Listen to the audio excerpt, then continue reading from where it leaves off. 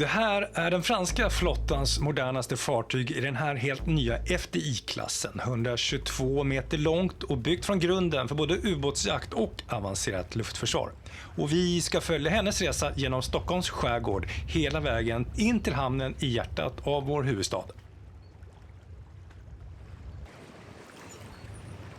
Det här besöket i Stockholms skärgård är alltså allt annat än en vanlig artighetsvisit. Det här är nämligen en förhandstitt på fartygen som ska levereras till den svenska marinen. Och på måndag anländer nämligen Frankrikes president Emmanuel Macron och signerar kontraktet med statsministern Ulf Kristersson.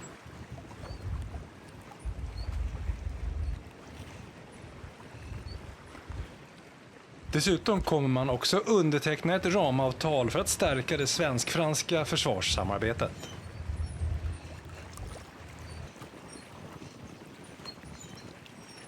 Skrovet är verkligen speciellt och har en så kallad inverterad stäv, där fören lutar bakåt istället för framåt. Och det här gör fartyget extremt stabilt i grov sjö och dessutom minskar den radarsignaturen drastiskt.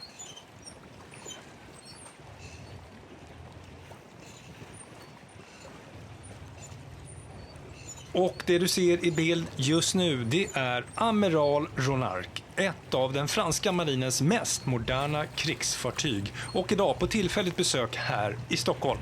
Men det här är inte vilket artighetsbesök som helst. Det här fartyget representerar framtiden för hela det svenska sjöförsvaret.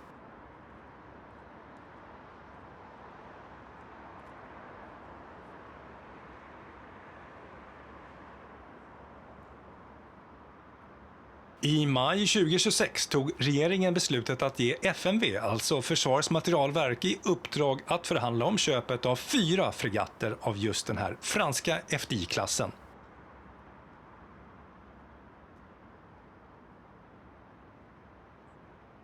I Sverige kommer fartygen att utgöra den här helt nya Luleå-klassen. Det här är en av de största svenska försvarsaffärerna i modern tid. Med en beräknad prislapp på runt 10 miljarder kronor per fartyg så gör marinen sin största satsning på tunga ytfartyg sedan 80-talet.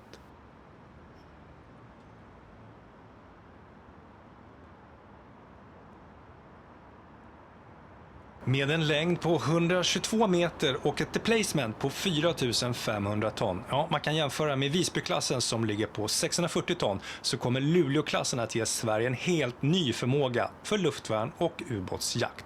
Allt ifrån lilla Östersjön ända upp till Arktis.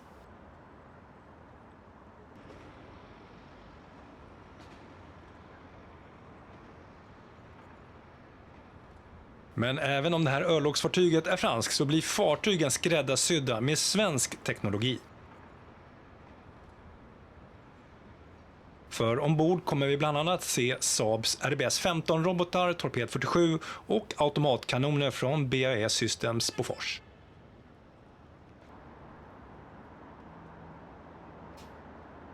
Men den här investeringen saknar inte kritiska röster. Med en prislapp på 10 miljarder kronor per fartyg varnar flera analytiker för att den här investeringen riskerar att dränera resurser från andra delar av det svenska försvaret.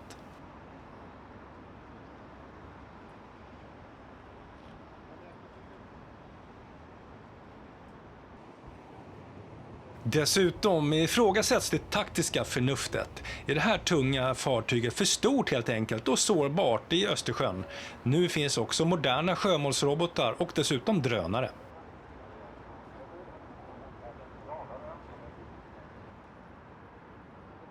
Men ja-sägarna menar från sin sida att det här miljardköpet är nödvändigt. För NATO-medlemskapet, det kräver också att Sverige bidrar, och med det här fartyget så kan vi skydda atlantkonvojer och ge luftvärn i öppna, större hav.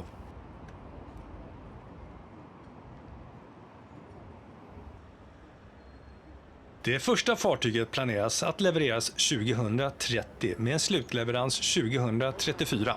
Det är inte alls långt bort och det är onekligen spännande tider, och det här är troligen bara början på en lång era av kraftigt ökade försvarsanslag.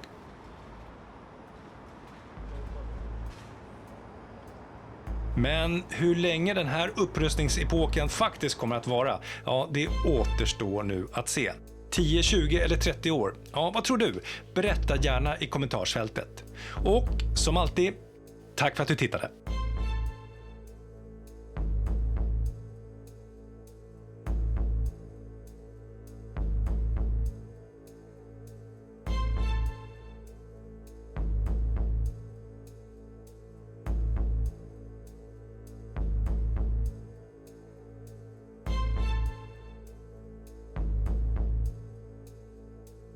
Här visas nu ett avsnitt som jag och framförallt algoritmen tror att du kommer gilla. Kolla in det.